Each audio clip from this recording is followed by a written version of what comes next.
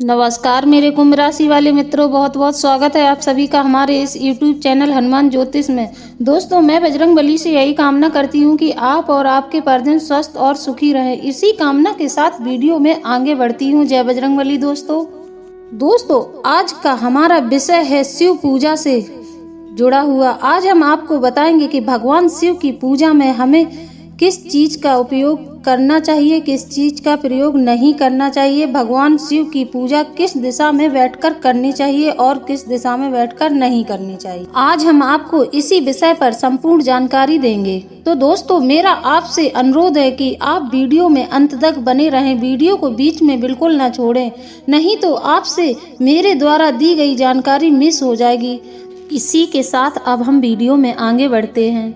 Number 1 दोस्तों, नारियल का इस्तेमाल शिव पूजा में कभी ना करें और शंख का भी इस्तेमाल शिव पूजा में कभी ना करें। दोस्तों, भगवान शिव पर नारियल नहीं चढ़ रहा है, उन्हें हमेशा श्रीफल चढ़ाया जाता है, यानी कि कच्चा नारियल जो जिसमें पानी निकलता है वह नारियल भगवान शिव को चढ़ाया जाता है। और एक बात का ध्यान रखना, वह हमेशा पूर्ण ही चढ़ाया जाता है। भगवान शिव पर जो भी सामग्री चढ़ाई जाती है वो पूर्ण ही चढ़ती है। अब हम बात करते हैं शंख के बारे में। तो दोस्तों, शंखचूर्ण नाम का एक राक्षस था जिसका वध भगवान शिव ने किया था, इसलिए शिव पूजा में शंख वर्जित है। दोस्तों, भगवान शिव की पूजा में शंख कभी नहीं बजाया जाता है। भोलेनाथ और शंख दोनों की आपस में शत्रुता है। दोस्तों, शंख की उत्पत्ति शंखचूर्ण नामक राक्षस से ही हुई थी, इसलिए भगवान शिव की पूजा में शंख वर्जित है। दोस्तों, भगवान शिव की पूजा में सफेद तिल का प्रयोग बिल्कुल न करें। कहते हैं ये जो सफेद तिल है ना,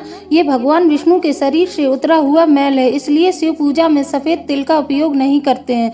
तो दोस्तों, शिव पूजा में आप काले तिल चढ़ा सकते हैं, शिव जी को आप काले तिल से अभिषेक कर सकते हैं। तो दोस्तों, हमें शिव पूजा में सफेद तिल बिल्कुल नहीं चढ़ाने हैं। नंबर 3 दोस्तों, भोलेनाथ पर सिंदूर कभी न चढ़ाएं, क्योंकि दोस्तों एक बार भगवान शिव के पैर में कंदुक लग गया था, तो भगवान शिव के पैर से रक्त बहने लगा था। तभी माता पार्वती ने भगवान शिव को देखकर कहा कि अब तुम्हारे ऊपर रक्त, चंदन या सिंदूर कभी नहीं चढ़ेगा। मैं दोबारा आपके शरीर पर लाल रंग नहीं देखना चाहती हूँ, इसलिए भगवान शिव के ऊपर सिंदूर का प्रयोग बिल्कुल न करें। भगवान शिव पर सिंदूर नहीं चढ़ता है, भगवान शिव पर पीला चंदन चढ़ा सकते हैं। इसीलिए भोलेनाथ के ऊपर कभी भी किसी भी लाल सामग्री का प्रयोग नहीं होता है। दोस्तों, इस बात का पूर्ण ध्यान रहे, भगवान शिव पर लाल रंग की सामग्री का प्रयोग बिल्कुल न करें। नंबर 4 दोस्तों, शिव पूजन में केतकी व केवड़ा के पुष्पों का इस्तेमाल कभी न करें और तुलसी भी ना चढ़ाएं भगवान शिव पर।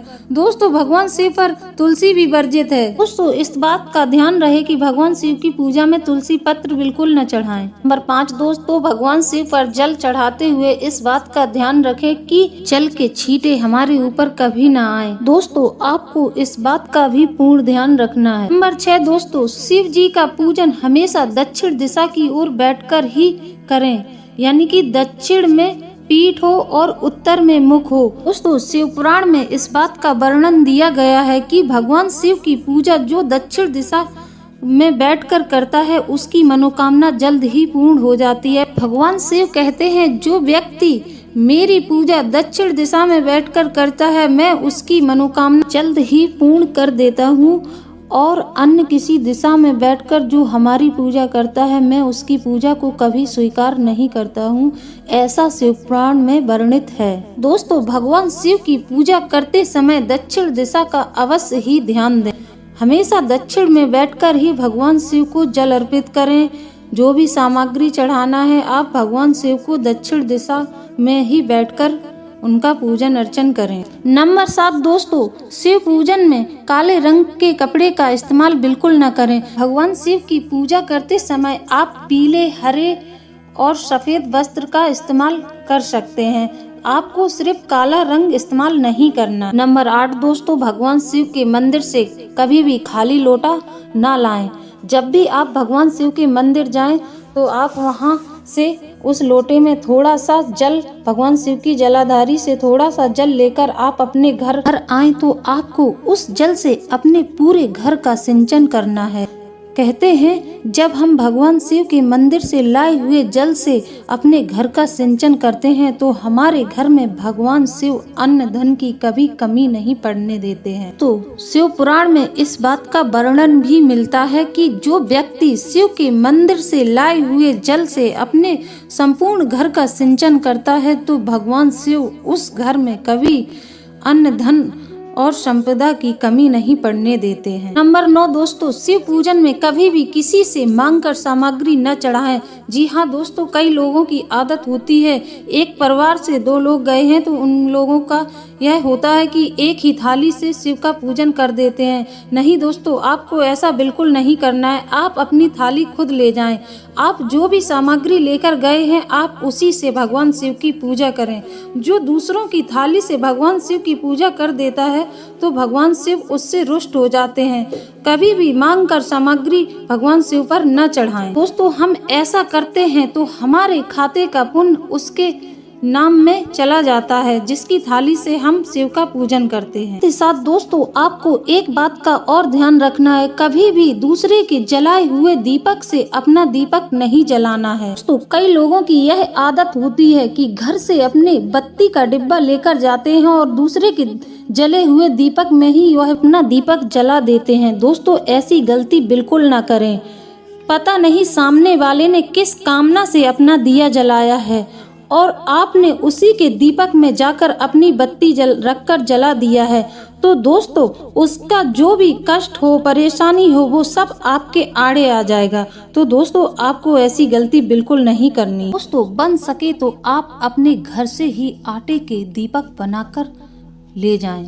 दोस्तों, यदि आप राहु ग्रह से पीड़ित हैं या आप पितृदोष से परेशान हैं तो दोस्तों, आज मैं आपको एक ऐसा पावरफुल उपाय बताने जा रही हूँ जिसको करने से आपको पितृदोष और राहु ग्रह से शांति मिलेगी।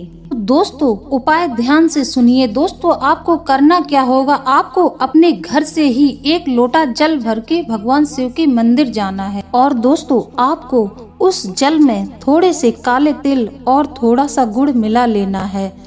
अब आपको भगवान शिव पर उस जल को अर्पित करना है।